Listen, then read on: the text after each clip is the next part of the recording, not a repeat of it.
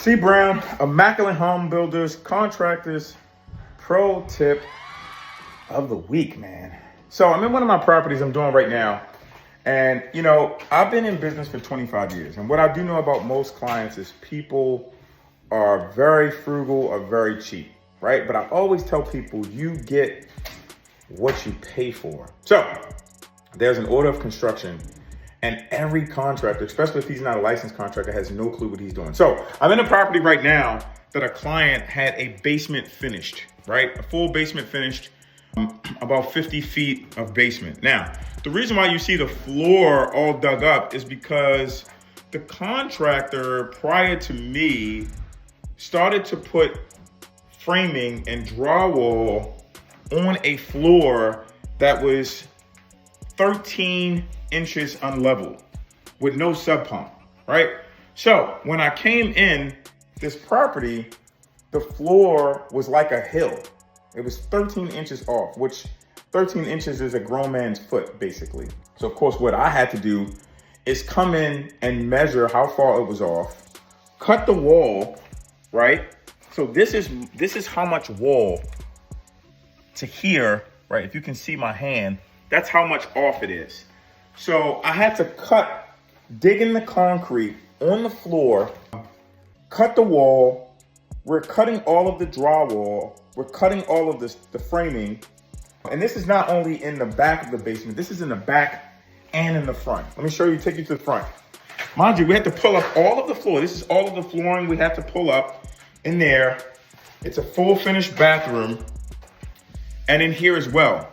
We're off about a foot, right?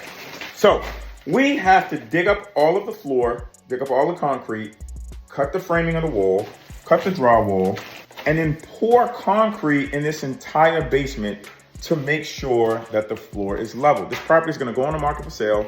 This is a pay at closed client where we're gonna do the work up front and we get paid at closing. But this is a very, very expensive task that I have to do because the client went cheap and used an unlicensed contractor that had no clue what he was doing. Now, if this property went to sale, this would have been a whole debacle. It would have been a shit show and they wouldn't have passed. And it probably wouldn't have got a buyer because no buyer is interested in a basement that slopes a whole 13, maybe 14 inches off without a sub pump, right? So now you don't even have a sub pump here. So when water was getting in and it was running from the top to the bottom. So for my contractors pro tip, man, you get what you pay for. I understand we're all trying to save money. We're all trying to make money, but at the expense of having to come back and spend an astronomical amount of money on a project when you could have paid to get it done right the first time